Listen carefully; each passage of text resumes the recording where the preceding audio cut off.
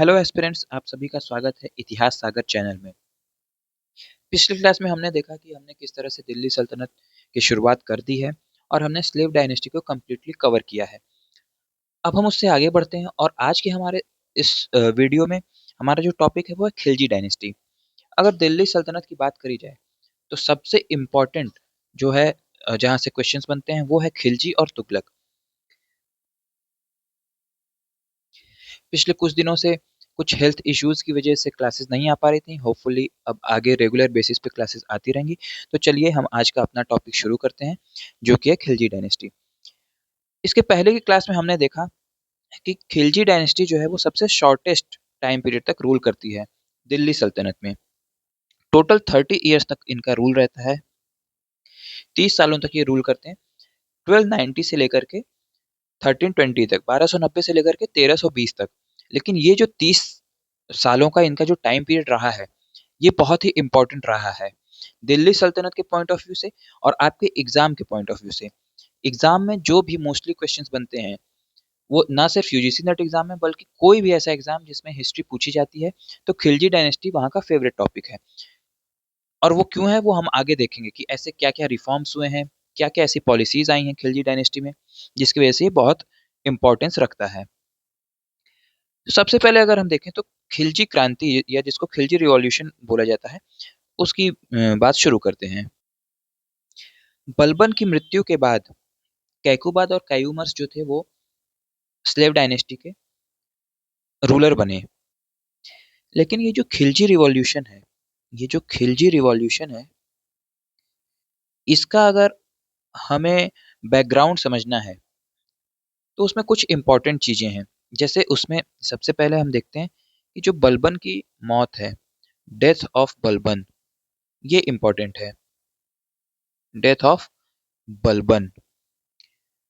खिलजी क्रांति में होता क्या है कि जो मोनोपोली होती है, जो जो तुर्किश नोबल होते हैं उनकी मोनोपोली होती है पावर के ऊपर, यानी कि जो सत्ता होती है हम देखते हैं स्लेव डायनेस्टी में कि वो सिर्फ जो तुर्किश नोबल होते हैं उनको ही मिलती है वो चीज। बलबन की ऐसी नीति भी थी।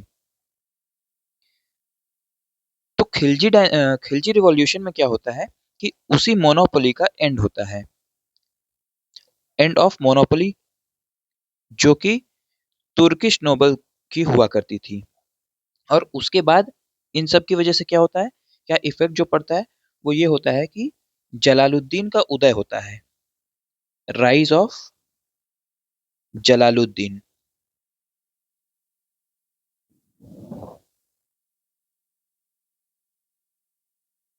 तो इससे क्या क्या इफेक्ट पड़ता है वो हम देखते हैं कि एक तो सबसे पहले नया जो नेतृत्व है वो मिलता है, नए नेतृत्व की शुरुआत होती है।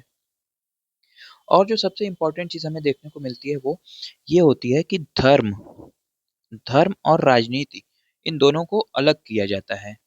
धर्म और राजनीति के बीच में डिफरेंशिएशन होता है। इन दोनों को एक दूसरे से जोड़कर नहीं रखा जाता है खिलजी के टाइम पीरियड में। जब खिलजी रिवॉल्यूशन हो जाता है उसके बाद इसमें हम देखते हैं कि जो मेरिट बेसिस है उसके आधार पे, यानी कि मेरिट के बेसिस पे जो बड़े बड़े पद हैं, जो हाई पोस्ट हैं, उन सब चीजों पे नियुक्तियां होती थी।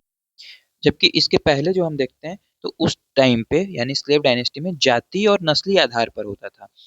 इस चीज को यहाँ पे चेंज किया गया। खिलजी क्रांति के बाद ये देखा गया कि जो हाई पोस्ट होते थे उसमें जाति और नस्ली आधार पर नहीं बल्कि मेरिट के बेस पे नियुक्तियां होती थी। इसके बाद देखते हैं जो बलबन का जो किंगशिप की थियोरी थी उसको पूरी तरह से खत्म किया गया। खिलजी टाइम पीरियड पे ये देखा गया कि जो बलबन की किंगशिप की थियोरी थी उसको पूरी तरह से खत्म किया गया। और बलबन की जो किंगशिप वाली जो थियोरी थी वो इस चीज पे आधार थी कि रक्त की शुद्धता, यानी कि ब्लड प्योरिटी और उच्च कुलीनता, इस चीज को पूरी तरीके से खत्म किया गया खिलजी टाइम पीरियड में।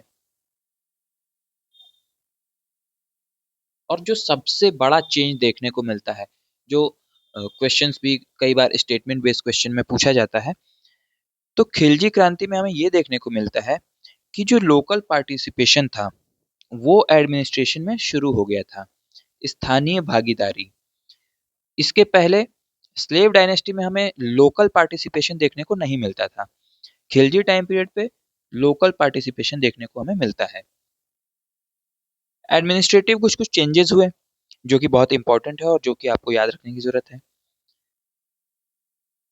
वो चेंज ये था कि जो खिलजी सुल्तान हुआ करते थे, वो भी तुर्क ही थे, वो भी तुर्क थे, लेकिन उन्होंने नॉन तुर्की जो लोग होते थे उनको भी एडमिनिस्ट्रेशन में जगह दी। और आगे हम देखेंगे कि इंडियन मुस्लिम्स जो थे उनको भी एडमिनिस्ट्रेशन में जगह मिली है। हम ऐसे अभी पहले भी देख ही चुके हैं कि लोकल पार्टिसिपेशन जो था वो एडमिनिस्ट्रेशन में होने लगा था। चलिए अब आगे बढ़ते हैं और कुछ इतिहासकारों का जो मत है वो देखते हैं, जिसमें हबीब और आरपी त्रिपाठी, इन दोनों लोगों ने ये जितने मैंने आपको इवेंट्स बताए हैं उनको ही खिलजी क्रांति या खिलजी रिवॉल्यूशन कहा है। तो क्वेश्चंस कभी कभी बन सकता है कि खिलजी रिवॉल्यूशन में से खिलजी रिवॉल्यूशन में इनमें से क्या चीजें थी या इनमें से क्या चीजें नहीं थी, जैसे लोकल पार्टिसिपेशन हो गया और गैर जो टर्किश लोग थे उनका पार्टिसिपेशन हो गया, तो ये सारी चीजें आपको याद रखनी होंगी। उसके बाद हम चलते हैं जलालुद्दीन खिलजी की तरफ, जिनका टाइम पीरियड है 1290 से 1296 तक, यानी कि 1290 से 1296 एडी तक। जलालुद्दीन खिलजी जो था वो कैकुबाद का आरिज ममालिक था। अब ये आरिज ममालिक क्या होता है? हमने पहले बात करी है दीवान आरिज के बारे में। अभी यहाँ देखते हैं कि आरिज ए ममालिक जो है वो क्या होता है। आरिज ए ममालिक मतलब होता है मिनिस्टर ऑफ वॉर या कि वॉर मिनिस्टर। इसको ही हम बोलते थे आरिज ए ममालिक। और हम पहले देख चुके हैं दीवान ए आरिज। दीवान ए आरिज क्या होता था? दीवान ए आरिज ये आर्मी का डिपार्टमेंट होता था। आर्मी का डिपार्टमेंट या तो मिलिट्री जिसे बोलते हैं। तो इन सब चीजों से डायरेक्ट क्वेश्चंस बनते हैं। मैं यहाँ पे लिख दे रहा हूँ, आप लोग चाहें तो नोट डाउन कर सकते हैं। तो कैकुबाद जो था उसने जलालुद्दीन खिलजी को शाइस्ता खां की उपाधि दी थी। शाइस्ता खां ये जलालुद्दीन का टाइटल था और बरन का गवर्नर भी बनाया था। चलिए अब आगे बढ़ते हैं। जलालुद्दीन खिलजी उस समय जो कोतवाल फखरुद्दीन हुआ करता था उसके इनविटेशन पे दिल्ली आया था। और कैकुबाद के टाइम पीरियड पे जलालुद्दीन खिलजी समाना में समाना में सीमाओं का प्रधान था, हेड ऑफ समाना बॉर्डर्स। जलालुद्दीन के कॉरोनेशन की बात करते हैं तो उसने जो अपना राज्याभिषेक था वो किलुखरी के महल में करवाया। किलुखरी का जो महल था उसमें अपना राज्याभिषेक करवाया। और ये जो किलुखरी का महल है जिसे किला गढ़ी भी बोलते हैं, ये कैकुबाद द्वारा बनवाया गया था। अब कुछ इम्पोर्टेंट जो स्टेटमेंट दिया था जलालुद्दीन खिलजी ने उसके बारे में हम बात करते हैं। जलालुद्दीन खिलजी ने एक बहुत ही इम्पोर्टेंट बात को डिक्लेयर किया। उसने बोला कि दिल्ली सल्तनत की अगर बात करी जाए तो सही अर्थों में वो कभी भी इस्लामिक स्टेट नहीं हो सकता है। ये जो इसका स्टेटमेंट था, ये जो इसका डिक्लेरेशन था, इसमें इसकी दूरदर्शी सोच दिखाई देती है। ऐसे डिक्लेरेशन के पीछे कुछ रीजंस थे। अगर उसकी बात करें तो सबसे पहले हम देखते हैं कि जो मेजॉरिटी थी उस टाइम पे जिस पे ये लोग रूल कर रहे थे वो नॉन मुस्लिम पॉपुलेशन थी। नॉन मुस्लिम पॉपुलेशन थी। उसका ये मानना था कि एक छोटे से मुस्लिम शासक द्वारा बहुत जो बड़ी आबादी है उसको पूरी तरह से शरीयत उस पे थोपा नहीं जा सकता है। शरीयत जो है वो थोपा नहीं जा सकता है। जलालुद्दीन के टाइम पे भी यही था और फिर आगे जब हम अलाउद्दीन खिलजी के बारे में बात करेंगे तो भी यही था। हम देखेंगे कि किस तरह से अलाउद्दीन खिलजी और जलालुद्दीन खिलजी दोनों ने जवाबित जवाबित को ज्यादा इंपॉर्टेंस दी है, ज्यादा प्रायोरिटी दी है शरीयत की तुलना में। जवाबित मतलब होता है, एक तरह से आप ये समझ लीजिए कि सेक्युलर कानून, सेक्युलर लॉज की बात करते हैं दोनों, अलाउद्दीन खिलजी और जलालुद्दीन खिलजी दोनों। तो इसलिए हम देखते हैं कि किस तरीके से अपनी दूरदर्शी सोच का नमूना पेश करते हुए जलालुद्दीन खिलजी ने ये कहा था कि दिल्ली सल्तनत को कंप्लीटली इस्लामिक स्टेट कभी डिक्लेयर नहीं किया जा सकता है। काफी लिबरल नेचर का था जलालुद्दीन खिलजी। उसका स्टेटमेंट एक बहुत ही इंपॉर्टेंट है। उसने कहा था कि मुसलमानों का खून बहाना उसकी आदत नहीं है। और एक और ऐसा इवेंट हुआ था, इसके स्टेटमेंट के अपोजिट एक ऐसा इवेंट हुआ था जिसको कि खिलजी डायनेस्टी पे कलंक कहा जाता है। हम उसके बारे में भी अब आगे बात करेंगे और देखेंगे कि ऐसा कौन सा इवेंट था। वो इवेंट था सीदी मौला का सप्रेशन। सीदी मौला का जो सप्रेशन था वो हुआ 1290 में, 1290 एडी में। इसका कुछ रीजन था।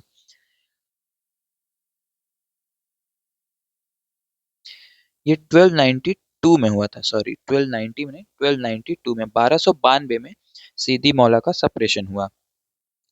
सीदी मौला जो थे वो एक ईरानी फकीर या जिन्हें सूफी संत कहा जाता था वो थे। तो ये जो सूफी संत थे सीदी मौला, इन पे सुल्तान के खिलाफ षड्यंत्र करने का आरोप लगा था और ये आरोप लगा था कि ये तख्ता पलट करने की कोशिश में थे। सीदी मौला एक बहुत बड़ा लंगर चलाते थे जिसे खानकाह भी कहते हैं, खानकाह। तो वहां हजारों लोगों को रोज डेली बेसिस पे मुफ्त में खाना मिलता था। उनके साथ जो नोबेल लोग थे, जो रिबेलियस लोग थे, वो सब लोग जुड़ने लगे। नोबेल और रिबेलियस लोग जो थे वो सब लोग सीदी मौला के साथ जुड़ने लगे थे। तो जलालुद्दीन खिलजी ने उनको गिरफ्तार करवा लिया था, ये अफवाह सुनकर कि जो सीदी मौला है वो जलालुद्दीन खिलजी की हत्या करना चाहते हैं या तख्ता पलट करना चाहते हैं। तो उनको गिरफ्तार करवा के हाथी के पैरों के नीचे उनको कुचलवा दिया था। तो इसी को सप्रेशन ऑफ सीदी मौला बोलते हैं, जो हुआ 1292 में। और सीदी मौला जो थे वो शेख फरीदुद्दीन गंजे शंकर के शिष्य थे।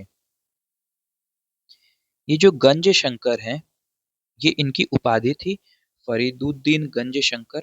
और ये इम्पोर्टेंट इसलिए हैं क्योंकि जो गुरु ग्रंथ साहिब है, गुरु ग्रंथ साहिब,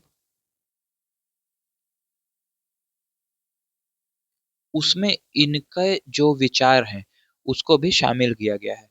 तो प्रीवियस ईयर्स के कुछ क्वेश्चंस में ऐसा पूछा गया है कि वो कौन से सूफी संत हैं जिनके विचारों को गुरु ग्रंथ साहिब में शामिल किया गया है। ये डायरेक्टली ऐसे क्वेश्चंस बने हैं। तो उसका आंसर जो होगा वो सीधे सीधे आपका गंजे शंकर होगा। यही गंजे शंकर जो थे इन्हीं के शिष्य थे सीदी मौला। और इनका जो सप्रेशन हुआ वो 1292 एडी में हुआ। कैसे इन्हें हाथी के पैरों के नीचे कुचलवाया गया, इस पे हम लोगों ने अभी पूरी चर्चा की। और ये जो इवेंट है, जो सप्रेशन ऑफ सीदी मौला है, इसको ही कलंक कहा जाता है खिलजी डायनेस्टी के ऊपर। अब इसके आगे चलते हैं और भिलसा की लूट जो है, लूट ऑफ भिलसा, ये भी 1292 एडी की बात है। इसके बारे में हम चर्चा करते हैं। ये जो लूट था इसको अंजाम दिया था अलाउद्दीन खिलजी ने। अलाउद्दीन खिलजी जो था वो जलालुद्दीन का भतीजा था और इसी से प्रसन्न होकर जलालुद्दीन ने उसको अवध की इक्तेदारी सौंप दी। ये इक्केदारी नहीं, इक्तेदारी है।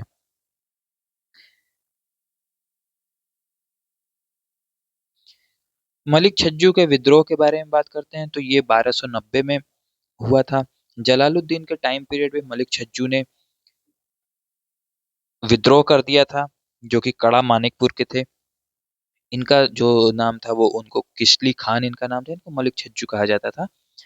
और इन्होंने विद्रोह करके सुल्तान मुगीसुद्दीन की उपाधि ली थी।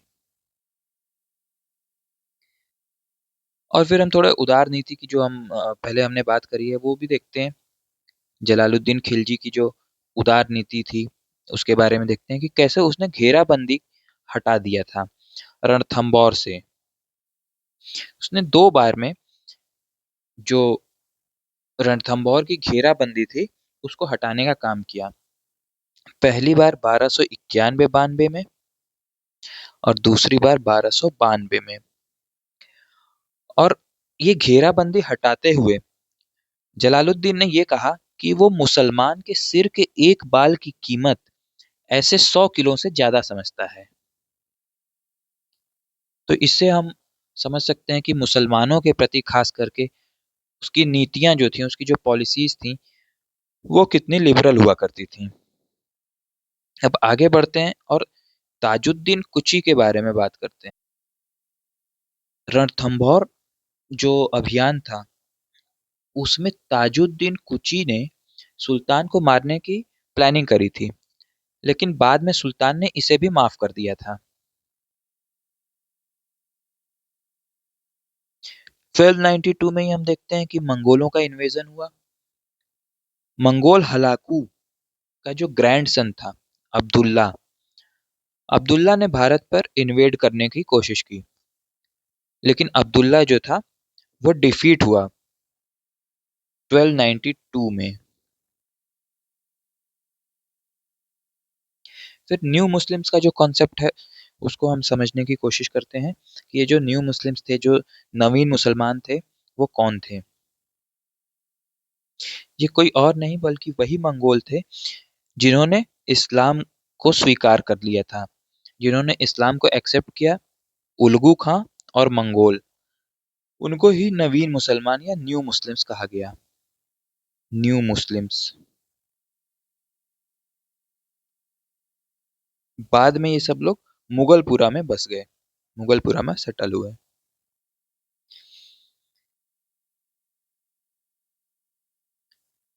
अब हम दक्षिण भारत पे इन्वेड की बात करते हैं तो हम देखते हैं कि जो सबसे पहला इन्वेजन हुआ साउथ में वो हुआ देवगिरी पे। देवगिरी पे 1296 एडी में, 1296 एडी में। और अलाउद्दीन खिलजी के लीडरशिप में,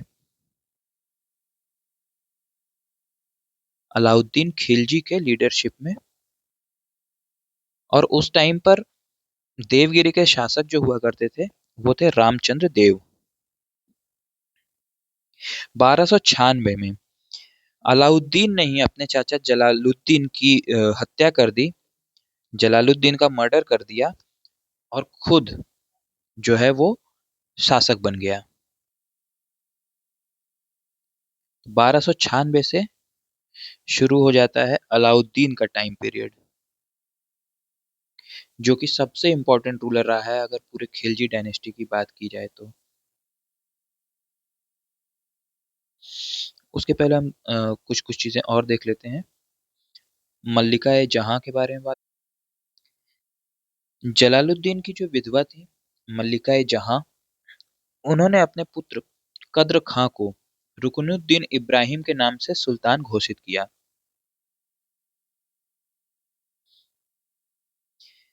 दीवान ए वकूफ एक नया डिपार्टमेंट बनाया गया। मलिक अहमद जो था, मलिक अहमद चप, वो अमीर हाजिब था। और ख्वाजा खातिर जो था वो वजीर था। अब हम देखते हैं कि यहाँ पे जिन डिपार्टमेंट्स की बात की गई है वो थे क्या। तो सबसे पहले दीवान ए वकूफ की अगर बात की जाए, दीवान ए वकूफ, तो ये एक्सपेंडिचर डिपार्टमेंट था। एक्सपेंडिचर डिपार्टमेंट था जो कि आय और व्यय जो होता था उसका हिसाब किताब रखने वाला और खर्चों के जो कागजात थे उनकी देखभाल और समीक्षा करने वाला विभाग था। और इसके बाद एक जो आता है वो है अमीर हाजिब। तो अमीर हाजिब जो हुआ करता था वो प्रधान प्रबंधक यानी कि जो मेन मैनेजर हुआ करता था, सुप्रीम मैनेजर होता था सुल्तान के कोर्ट में, उसको अमीर हाजिब बोलते थे। ये एक एडमिनिस्ट्रेटिव पोस्ट हुआ करती थी। अमीर हाजिब को ही बारबक भी कहते थे। बारबक, अमीर हाजिब को ही बारबक कहा जाता था। ये जो प्रधान मैनेजर होता था, जो सुप्रीम मैनेजर होता था कोर्ट में, उसको कहा जाता था।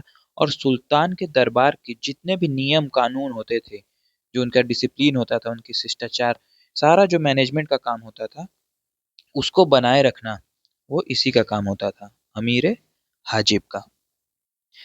अब चलते हैं आगे और सबसे जो इम्पोर्टेंट रूलर रहा है उसके बारे में बात करते हैं, अलाउद्दीन खिलजी।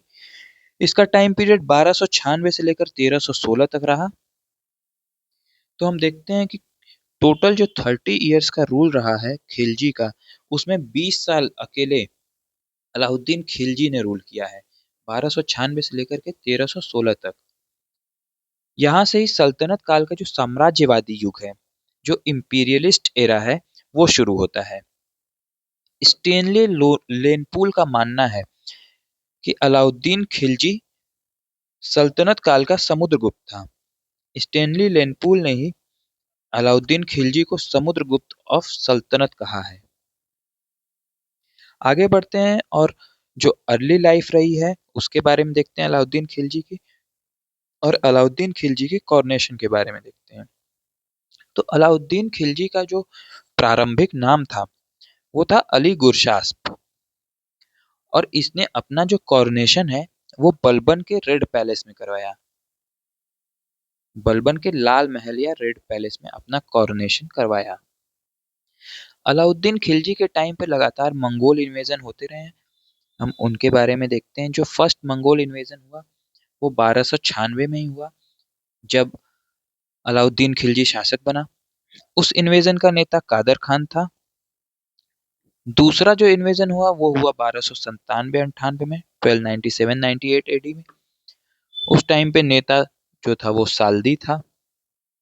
ये लिस्ट आपके सामने आपको स्क्रीन पे दिखाई दे रही होगी। और जो थर्ड इन्वेजन हुआ वो हुआ 1299 यानी 1299 एडी में, और उस टाइम पे जो नेता था वो कुतुलुक ख्वाजा हुआ करता था।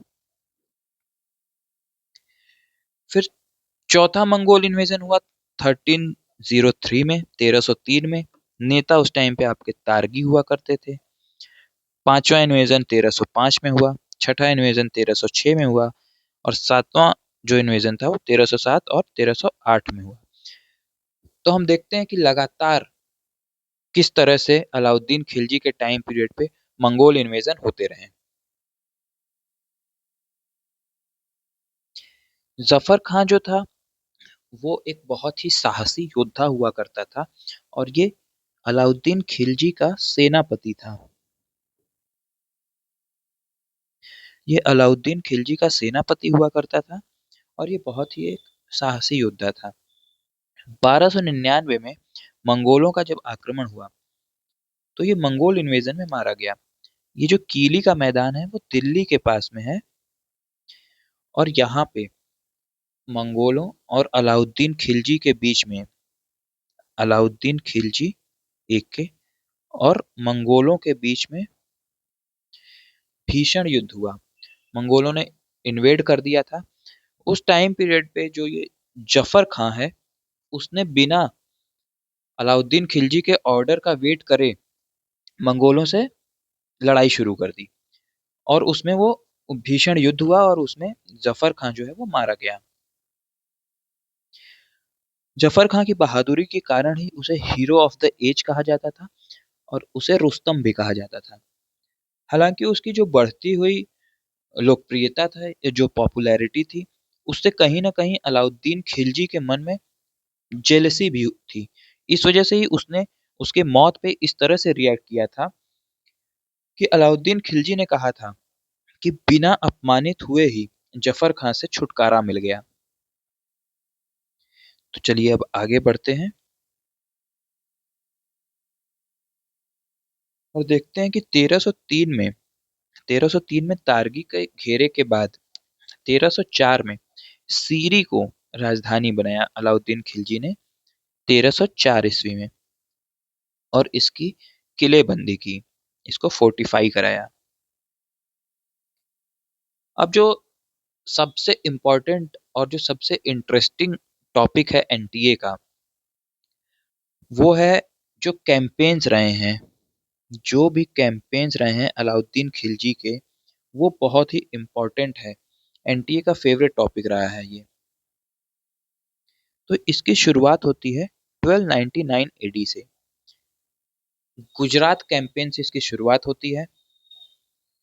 हम देखते हैं कि कैसे जो उलूग खां हैं और नुसरत खां हैं, उन्होंने अनहिलवाड़ा को लूटा, ये गुजरात में है, और कमला देवी से विवाह कर मल्लिका जहां की उपाधि दी। यहाँ पे ध्यान रखने वाली बात यह है कि हम अलाउद्दीन खिलजी के पर्सपेक्टिव में ये सारी बातें कर रहे हैं। तो कमला देवी से विवाह भी अलाउद्दीन खिलजी ने किया था, और उसके जो उलगू खां और जो नुसरत खां थे, उन्होंने अनहिलवाड़ा को लूटा था। मलिक काफूर जो थे, वो 1000 दिनार में इसको अलाउद्दीन खिलजी ने खरीदा था। और दक्षिण में जब हम आगे देखते हैं, जब दक्षिण के कैंपेन्स होते हैं, साउथ के जो कैंपेन्स होते हैं, वहां पे मलिक काफूर को सेनापति बनाया था अलाउद्दीन खिलजी ने। इसको 1000 दिनार में खरीदा गया था, इसीलिए इसको 1000 दिनारी भी कहा जाता है। मलिक काफूर को 1000 दिनारी भी कहा जाता है।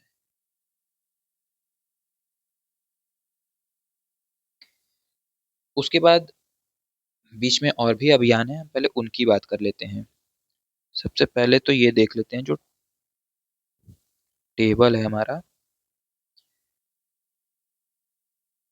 1 मिनट। जो भी इम्पोर्टेंट कैंपेन्स रहे हैं उनको हम यहाँ पे एक बार देख लेते हैं, उसके बाद हम सबके बारे में डिटेल में बात करेंगे। लेकिन एनटीए का जो क्वेश्चंस पूछा जाता है, उसमें क्रोनोलॉजिकल बेस्ड क्वेश्चंस बहुत ज़्यादा रहते हैं, तो उस अकॉर्डिंग हम एक बार यहाँ पे सारे कैंपेन्स को देख लेते हैं।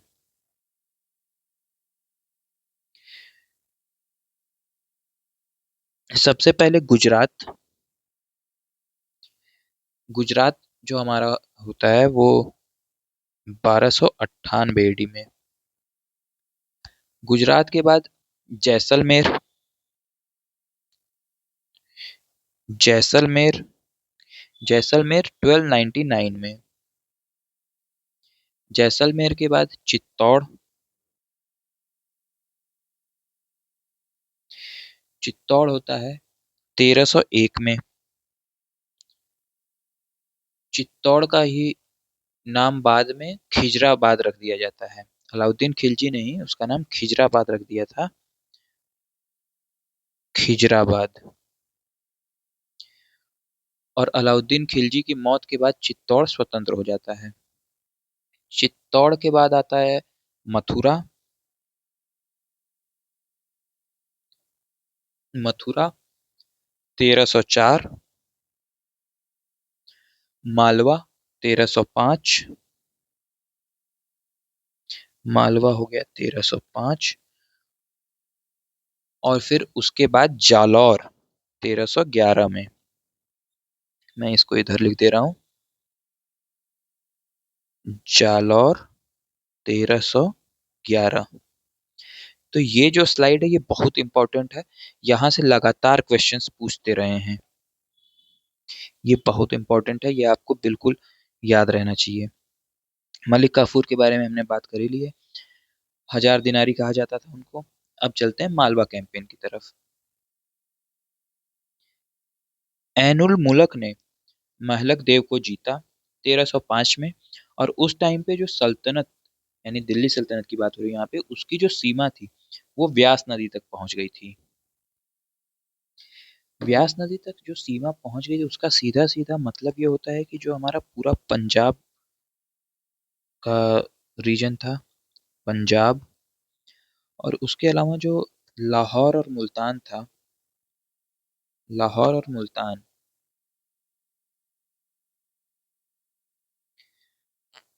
उसके आसपास का जो पूरा इलाका था, वो पूरा दिल्ली सल्तनत के अंडर आ चुका था। इससे क्या हुआ था कि मंगोलों को जो सीधा दिल्ली पहुंचने तक का रास्ता था, वो बंद हो गया था।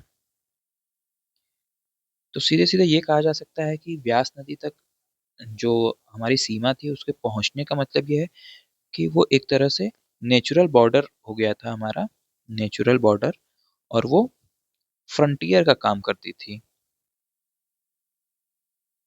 राइट, यहाँ तक तो किसी को कोई प्रॉब्लम नहीं होनी चाहिए। अगर यहाँ तक किसी भी तरह के कोई भी डाउट है तो आप कमेंट सेक्शन में लिख के जरूर बताइएगा। अब आगे बढ़ते हैं।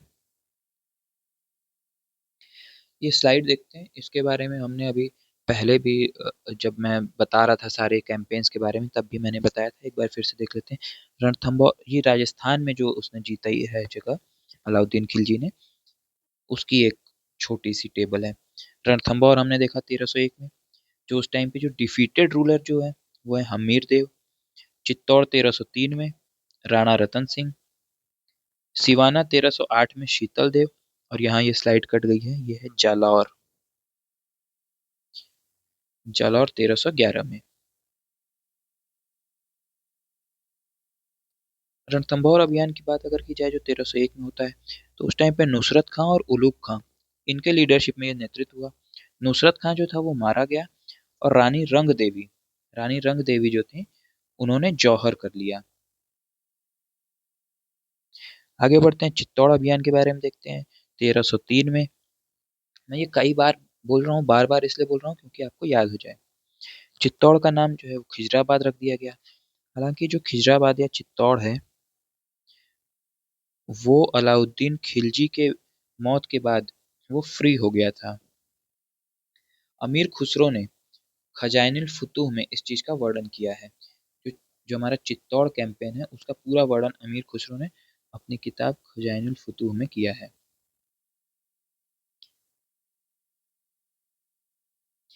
यहाँ पे जो पद्मावती एपिसोड है हम उसके बारे में बात करेंगे और ये देखेंगे कि पद्मावत की जो रचना थी वो होती है, पद्मावत की जो रचना है वो पद्मावती एपिसोड से उसको एसोसिएट करके देखा जाता है। इस वजह से ये सोचते हैं कि अलाउद्दीन खिलजी के टाइम पीरियड पे ही इसकी रचना हुई होगी, लेकिन ऐसा नहीं है। पद्मावत की रचना जो हुई वो 16वीं सेंचुरी में हुई, 16 सेंचुरी में, 1540 के आसपास।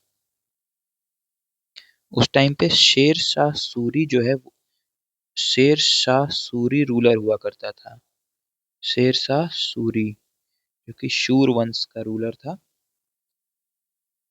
उसके टाइम पीरियड पे 1540 में मलिक मोहम्मद जायसी ने पद्मावत की रचना की थी। पद्मावती एपिसोड जो है उसके बारे में बात कर लेते हैं। मलिक मोहम्मद जायसी की जो पद्मावत है उसके आधार पे देखा जाए तो ये जो पद्मिनी आख्यान या जो पद्मावती एपिसोड है वो टोटल 6 स्टेजेस में होता है, टोटल 6 स्टेजेस में होता है। शॉर्ट में हम इसके बारे में देखते हैं तो सबसे पहले हम देखते हैं कि रतन सिंह, जो राजा रतन सिंह थे, और पद्मावती, उनका विवाह होता है। रतन सिंह और पद्मावती का विवाह होता है। ठीक है, फिर आगे बढ़ते हैं। तब हम देखते हैं कि राजा रतन सिंह के दरबार से एक राघव चेतन नामक एक पंडित था जिसको निष्कासित कर दिया गया था। वो दिल्ली जाकर अलाउद्दीन खिलजी के सामने रानी पद्मावती की सुंदरता का बखान करता है।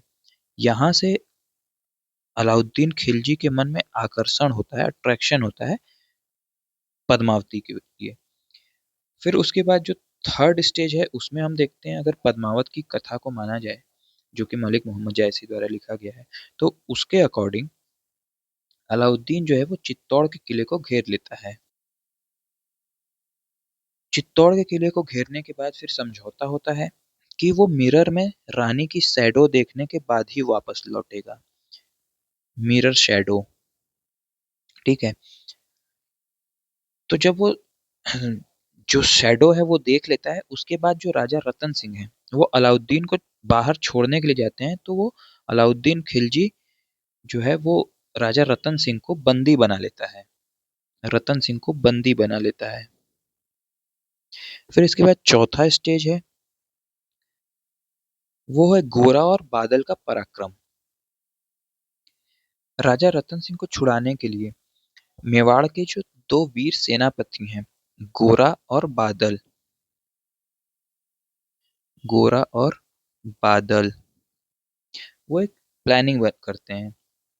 वे पालकियों में सैनिकों को छुपाकर दिल्ली पहुंचते हैं और अपने साहस का परिचय देते हुए रतन सिंह को छुड़ाकर सुरक्षित चित्तौड़ वापस ले आते हैं। और इस युद्ध में जो गोरा है वो वीर गति को प्राप्त हो जाता है, यानी कि उसकी डेथ हो जाती है, वो मारा जाता है। इसके बाद जो पांचवा स्टेज आता है वो है राजा रतन सिंह और देवपाल के बीच में युद्ध होता है। देवपाल जो है वो कुंभलगढ़ का राजा है। ये राजा है कुंभलगढ़ का।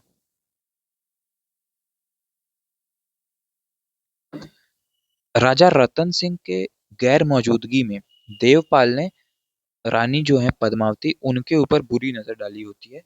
तो जब राजा रतन सिंह लौट के वापस आते हैं चित्तौड़, तो फिर वहां पे इन दोनों के बीच में युद्ध होता है। इसमें राजा रतनपाल सिंह जो हैं वो बुरी तरह से घायल हो जाते हैं और फिर बाद में उनकी डेथ हो जाती है। और फिर जो सबसे लास्ट में जो हमारा सिक्स्थ स्टेज है वो है हमारा सबसे हिस्टोरिक जो जौहर है, वो रानी पद्मावती का जौहर सबसे लास्ट में आता है, वो जो कि सिक्स्थ स्टेज है।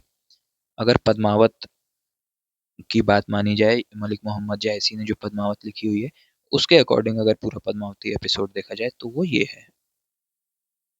इसके बाद आगे बढ़ते हैं और जो दूसरे अभियान रहे हैं उसके बारे में बात करते हैं।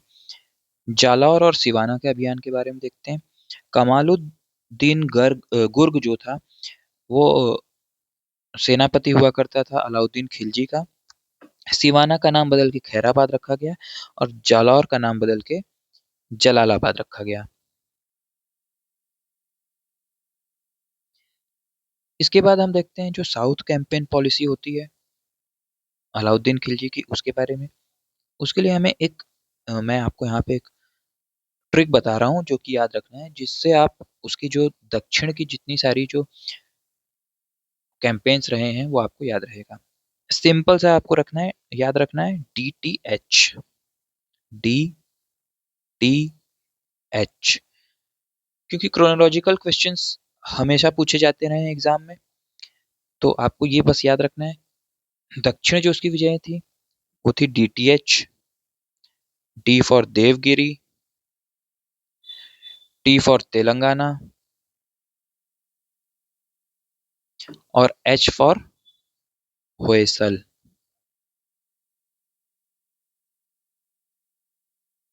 H for Hoysala.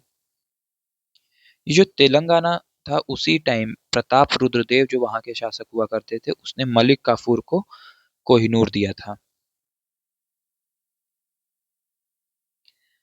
उसके बाद हम अगर नीति की बात करें कि जो उसकी साउथ कैंपेन थी उसमें उसने नीति क्या अपनाई, तो उसमें हम ये देखते हैं कि उसने प्रभुसत्ता की नीति न अपनाकर, यानी कि सॉवरेनिटी को एक्सेप्ट न करके, उसने अधिराजत्व की जो नीति थी, सुजेरेनिटी की जो नीति थी उसको अपनाया।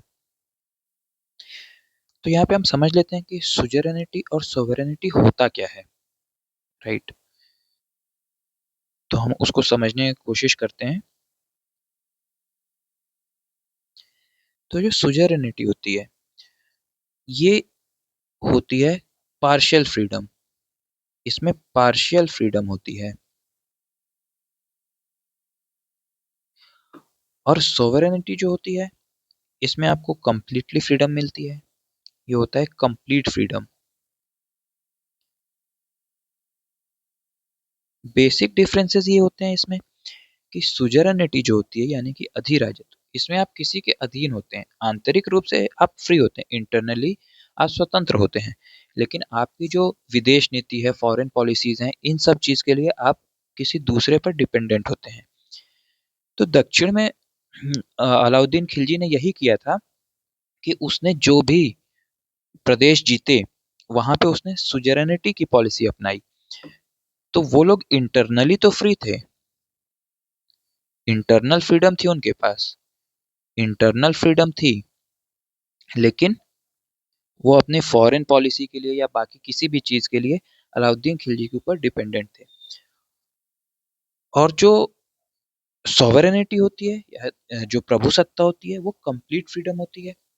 फॉर एग्जाम्पल, अभी का जो इंडिया है वो एक सॉवरेन स्टेट है। इंटरनल तौर से भी वो फ्री है और अपनी फॉरेन पॉलिसी बनाने के लिए भी वो कम्प्लीटली फ्री है। तो ये बेसिक डिफरेंस है जो कि आई होप आप सबको बहुत अच्छे तरीके से समझ में आ गया होगा। अब इसके बाद हम फोर किंगडम्स ऑफ साउथ देख लेते हैं, जो कि कभी कभी एग्जाम में डायरेक्टली कॉलम मैच कराने वाले क्वेश्चन में पूछ लिया करता है। तो देवगिरी के यादव शासक उनके हुआ करते थे रामचंद्र देव। काकतीय ऑफ वारंगल रूलर जो थे उनके वो थे प्रताप रुद्र सेकंड। द्वार समुद्र के होयसल उनके जो रूलर थे वो थे वीर बल्लाल थर्ड। और मदुरई के पांडे, वीर पांडे उनके रूलर हुआ करते थे। वारंगल कैंपेन की बात करते हैं। वारंगल कैंपेन को ही तेलंगाना कैंपेन भी बोलते हैं।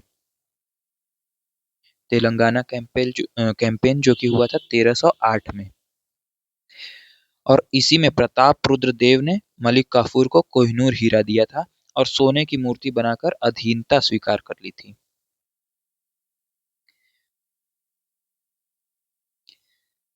देवगिरी जो कैंपेन था वो साउथ में अलाउद्दीन खिलजी का पहला कैंपेन था 1306 में। वहां के जो रूलर हुआ करते थे रामचंद्र देव, उसने अलाउद्दीन खिलजी की अधीनता स्वीकार करी।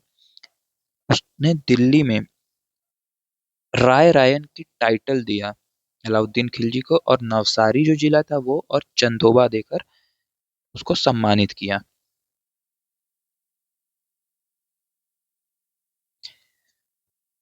पांड्य कैंपेन जो था वो हुआ 1311 में। इसके बारे में भी हमने पहले बात कर ली है।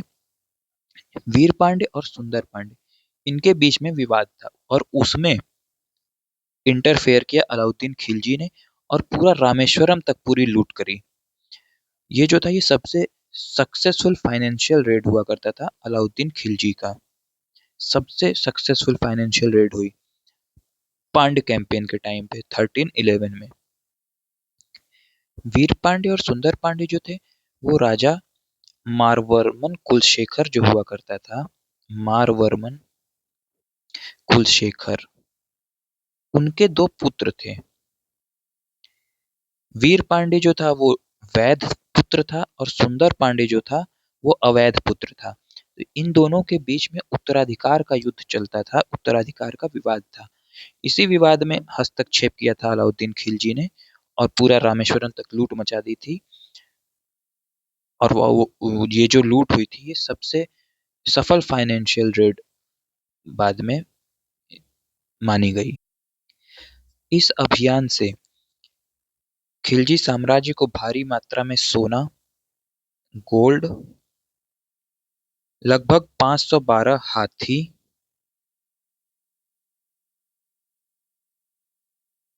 और बहुत सारे बहुमूल्य रत्न की धन संपदा प्राप्त हुई। अब आगे बढ़ते हैं और अलाउद्दीन के समय जो कुछ रिबेल हुए हैं, कुछ विद्रोह हुए हैं, वो देख लेते हैं। अलाउद्दीन के समय नवीन मुसलमानों का, जिन्हें न्यू मुसलमान बोलते थे, उनका विद्रोह हुआ। आकत खां का विद्रोह हुआ। मलिक उमर और मंगू खां का विद्रोह हुआ और हाजी मौला का विद्रोह हुआ।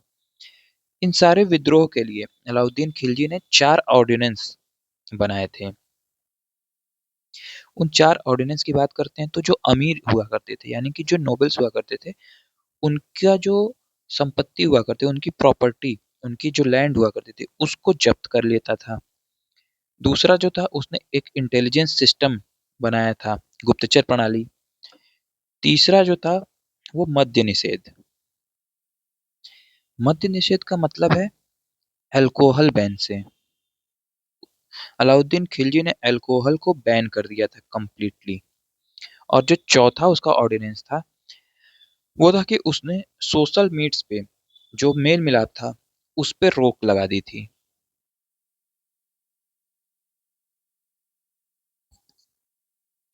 अलाउद्दीन खिलजी ने धर्म को राजनीति से अलग किया, खलीफा की सत्ता को अस्वीकार कर दिया।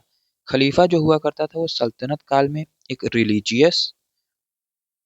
और पॉलिटिकल रिलीजियस और पॉलिटिकल एक पोस्ट हुआ करती थी, जिसे सबसे जो सर्वोच्च पद इसको माना जाता था। और इसके बाद फिर शासक या जो सुल्तान होता था उसका पद होता था। तो खलीफा की सर्वोच्चता जो है उसको अस्वीकार कर दिया था, उसको खारिज कर दिया था अलाउद्दीन खिलजी ने, और उपाधि ली थी यामिन उल खिलाफत की।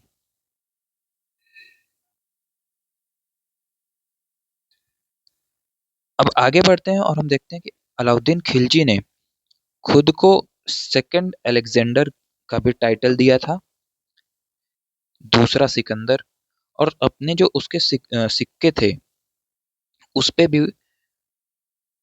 उसको लिखवाया। उसकी उपाधि जो थी वो थी सिकंदर ए सानी। इसी को सेकंड अलेक्जेंडर या दूसरा सिकंदर भी कहा जाता है। सिकंदर की तरह ये अलाउद्दीन खिलजी भी पूरे दुनिया को जीतना चाहता था, और ऐसी उसने एक योजना बनाई थी, और उसने एक नए धर्म की स्थापना करने का भी योजना बनाया था। लेकिन अलाउल मुल्क की सलाह पर उसने इस प्लानिंग को त्याग दिया।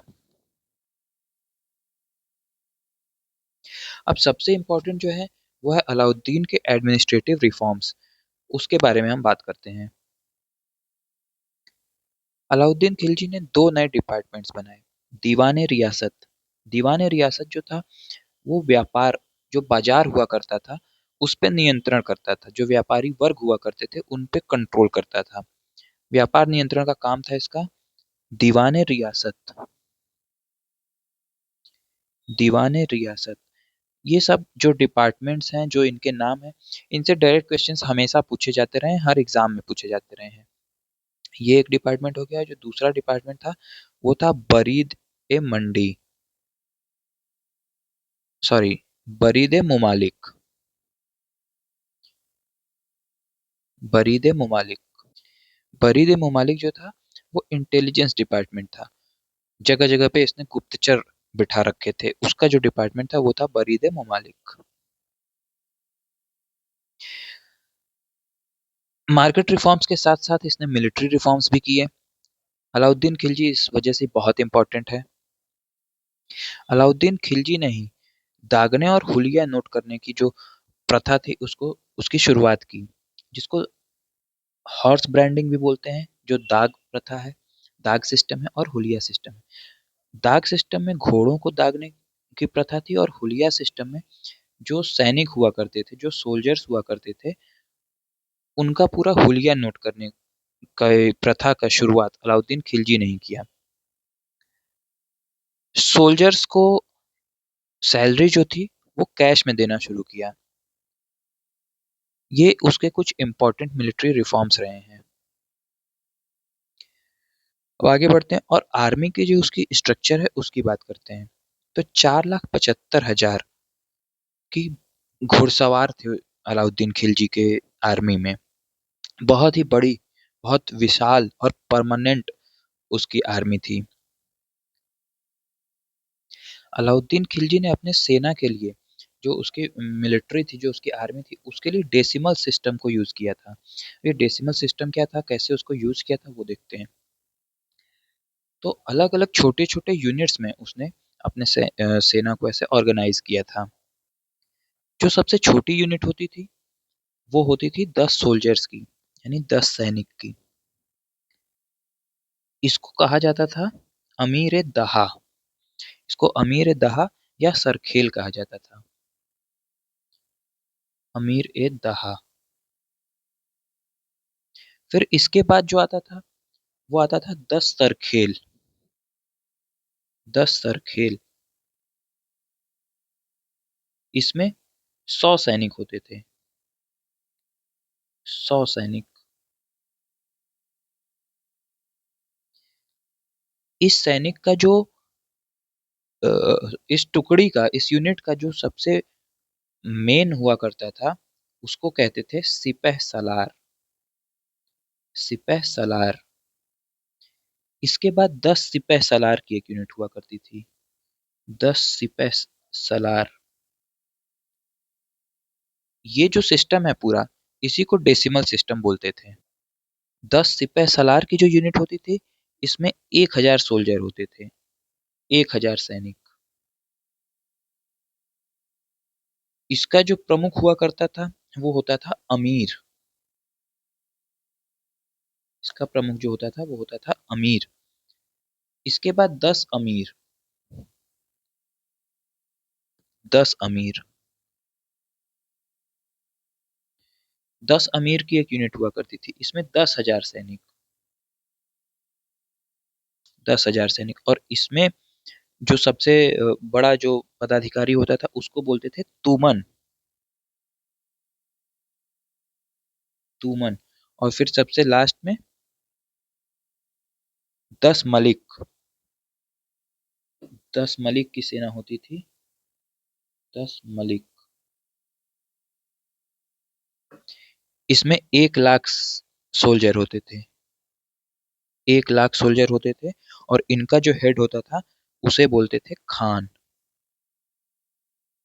तो ये जो डेसिमल सिस्टम था, इसको यूज किया था अलाउद्दीन खिलजी ने। इसके जो सोर्सेज हैं मार्केट कंट्रोल के, मार्केट रिफॉर्म्स के, उसकी बात कर लेते हैं। तो वो है तारीख फिरोज शाही, जिसको लिखा है बर्नी ने। खजाइनुल फतूह अमीर खुसरो ने लिखा है। और रहला, जिसको लिखा है इब्न बतूता ने। और इसामी, इसामी की किताब का नाम है फुतुहात उस सवातीन। ये जो सारे सोर्सेज हैं वो है मार्केट कंट्रोल या मार्केट रिफॉर्म्स के सोर्सेज अलाउद्दीन खिलजी के। बाजार नियंत्रण के अधिकारी जो हुआ करते, जो इसके ऑफिसर्स हुआ करते थे, उसके बारे में, जो दीवाने रियासत का जो अधिकारी हुआ करता था उसको बोलते थे मलिक याकूब। जो मलिक याकूब था वो दीवाने रियासत का अधिकारी था। मलिक कबूल जो था वो शहनाए मंडी उसका अधिकारी था। और फिर बरीद मंडी, ये जो थी एक इंटेलिजेंस का डिपार्टमेंट था।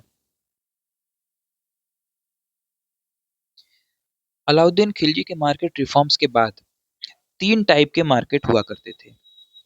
पहला जो मार्केट हुआ करता था वो फूड ग्रेन्स मार्केट था, यानी कि जो अनाज वगैरह थे, जो खाने का आइटम था, उसका मार्केट। दूसरा मार्केट जो हुआ करता था वो कपड़ों का मार्केट हुआ था करता था, जिसको सराय अदल भी बोलते थे। सराय अदल। ये हमारा क्लोथ मार्केट हुआ करता था।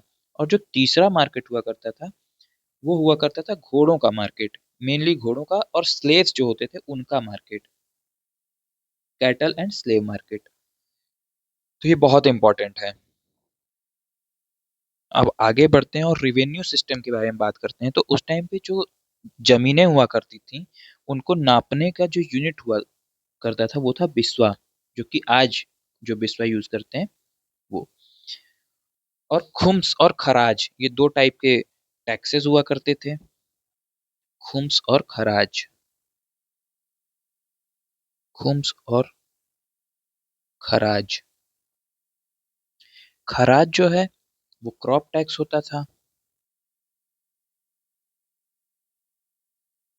और खुम्स जो है वो एक रिलीजियस टैक्स होता था।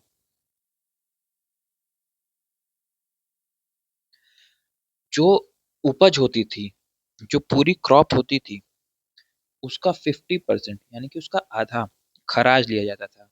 ये क्रॉप टैक्स होता था, लगान जिसको बोलते हैं। कुछ नए जो टैक्सेस हैं वो भी शुरू किया था अलाउद्दीन खिलजी ने। चराई और घरी। चराई जो था वो दुधारू जो पशु होते थे उस पे लगने वाला टैक्स होता था। और घरी कर जो होता था, घरी, ये हाउस टैक्स हुआ करता था। हाउस टैक्स था घरी। घर से आप इसको याद रख सकते हैं, घर के लिए जो टैक्स देना पड़ता था वो हाउस टैक्स घरी होता था। और चराई कर जो होता था वो पशुओं पे लगता था, जो दूध देने वाले पशु होते थे उन पे। एक इंपॉर्टेंट फैक्ट यहाँ पे, जो खम्स होता था, खम्स में 4/5 यानी कि 80% जो होता था वो अलाउद्दीन खिलजी ने कर दिया था। अलाउद्दीन खिलजी ने एक नए डिपार्टमेंट को भी बनाया था, दीवान मुस्तकराज जिसका नाम है। दीवान मुस्तकराज को स्टैब्लिश किया गया था कि जो बकाया जो रिवेन्यू हुआ करता था, बकाया जो राजस्व हुआ करता था, उसको वसूलने के लिए, उसको कलेक्ट करने के लिए दीवान मुस्तकराज बनाया गया था। और इंटेलिजेंस का जो था वो था बरीद, बरीद ए मुमालिक। तो ये सारे जो डिपार्टमेंट्स हैं वो आपको बिल्कुल रटे हुए होना चाहिए, बिल्कुल याद होना चाहिए, इनसे डायरेक्ट क्वेश्चंस पूछता है। मार्केट रिफॉर्म्स में इन्होंने एक बहुत इंपॉर्टेंट जो चीज इंट्रोड्यूस करी थी वो ये था कि जो बिचौलिए थे, जो मध्यस्थ थे, उनका पूरी तरीके से अंत हो गया था। जो खूत या जमींदार हुआ करते थे, उनके जो विशेषाधिकार थे उसको खत्म कर दिया गया था। चौधरी, खूत और मुकद्दम ये घोड़े पर नहीं बैठ सकते थे। तो खूत और मुकद्दम क्या होता था? खूत जो होते थे वो जमींदार होते थे, जमींदार को ही खूत कहा जाता था। और जो मुकद्दम होते थे, मुकद्दम वो होते थे मुखिया, मुखिया को मुकद्दम कहा जाता था। तो ये मुकद्दम और खूत ये इंपॉर्टेंट टर्म्स हैं, कभी कभी क्वेश्चंस में पूछ लिया जाता है। अलाउद्दीन खिलजी के टाइम पीरियड पे 48 जीतल का एक टंका होता था। एक टंका इक्वल टू 48 जीतल, जो कि 15 किलो अनाज के बराबर होता था। और जो स्टैंडर्ड मेजरमेंट था वो था 20 गज, 20 यार्ड्स, 20 यार्ड्स। आर्किटेक्चर की बात करी जाए अगर, तो अलई दरवाजा का निर्माण करवाया। ये जो अलई दरवाजा है ये अर्ली तुर्की जो आर्ट हुआ करता था उसका सबसे फाइनेस्ट एग्जाम्पल है। अलई दरवाजा का निर्माण करवाया था अलाउद्दीन खिलजी ने। अमीर खुसरो और अमीर हसन दहलवी, इन दोनों को संरक्षण प्रदान किया। सीरी फोर्ट और 1000 खंभों वाला महल जिसको 1000 सितुन बोलते हैं उसका निर्माण करवाया। 1000 सितुन पैलेस।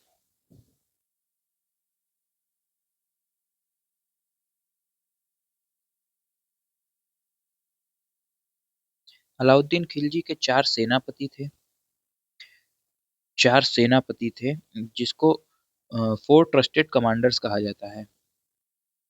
वो थे अलप खां, उलुग खां, नुसरत खां और जफर खां। जफर खां के बारे में हमने बहुत ही डिटेल में डिस्कस किया है।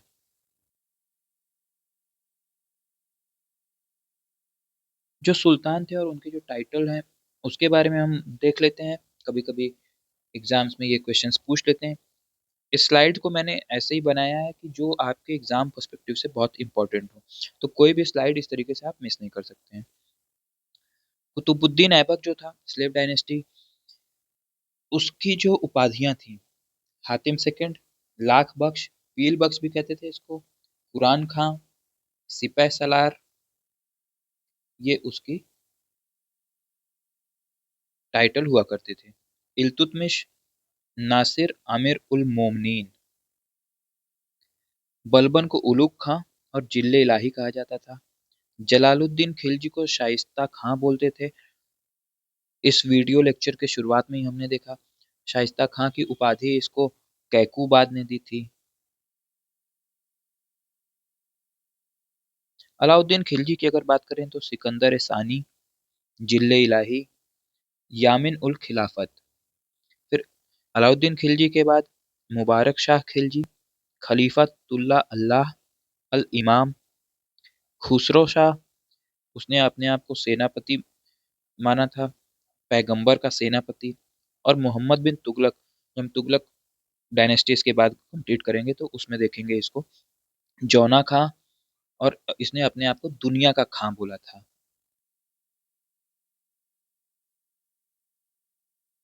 डोम आर्किटेक्चर जो इंडिया में आया, तो उसको अलाउद्दीन को ही उस गुंबद निर्माण यानी डोम आर्किटेक्चर का फादर कहा जाता है। Father of dome construction Alauddin Khilji. और ठाकुर पेरू जो था वो टकसाल का प्रमुख हुआ करता था। Mint master.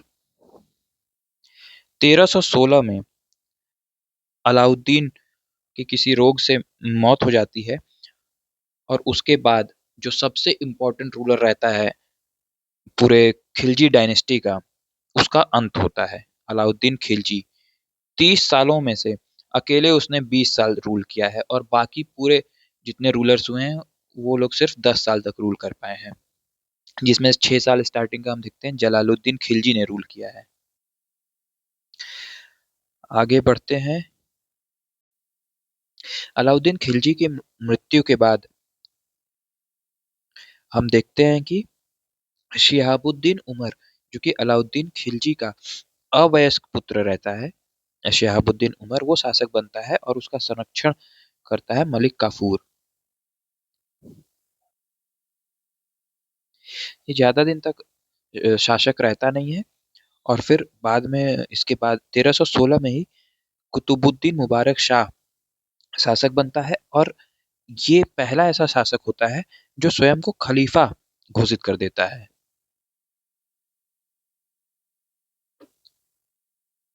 कैलिफ भी बोलते हैं जिसे हम। ऐसा करने वाला ये पहला सुल्तान बनता है। मुबारक शाह की जो कुछ पॉलिसीज हैं उसके बारे में देख लेते हैं और फिर इस तरीके से ये हमारा जो खिलजी डायनेस्टी है ये कंप्लीटली कवर हो जाता है। मुबारक शाह खिलजी ने अलाउद्दीन की जो कठोर जो उसके लॉज थे उनको रिवोक कर दिया, उनको रद्द कर दिया। जागीर सिस्टम को फिर से शुरू किया और फॉरगिविंग पॉलिसी को इंट्रोड्यूस किया, क्षमा करो और भूल जाओ। ये जागीर व्यवस्था वही इक्ता व्यवस्था थी, इक्ता सिस्टम था जिसको अलाउद्दीन खिलजी ने खत्म किया था और जो सैनिक थे उनको कैश में सैलरी देना शुरू किया था।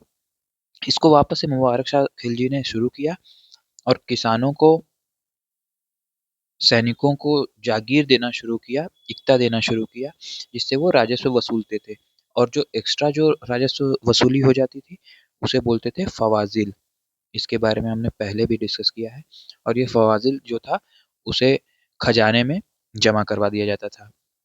जो जमींदार होते थे या जो सॉरी जो जागीरदार होते थे वो उस जागीर के मालिक नहीं हुआ करते थे।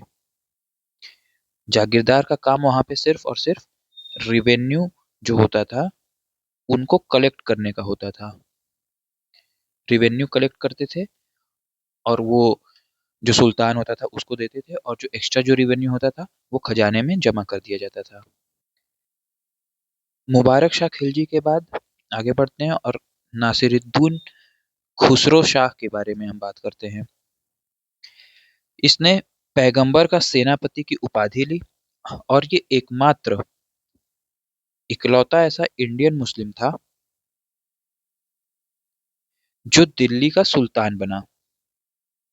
और फिर 5 सितंबर 1320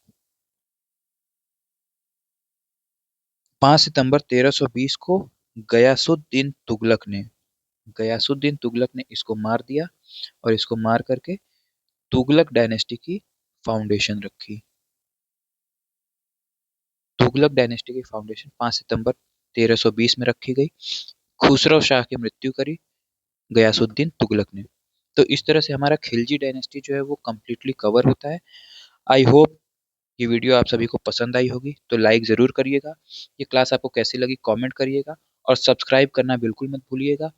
इस वीडियो को अपने उन दोस्तों के साथ ज़रूर शेयर करिएगा जो यूजीसी नेट हिस्ट्री की प्रिपरेशन कर रहे हैं।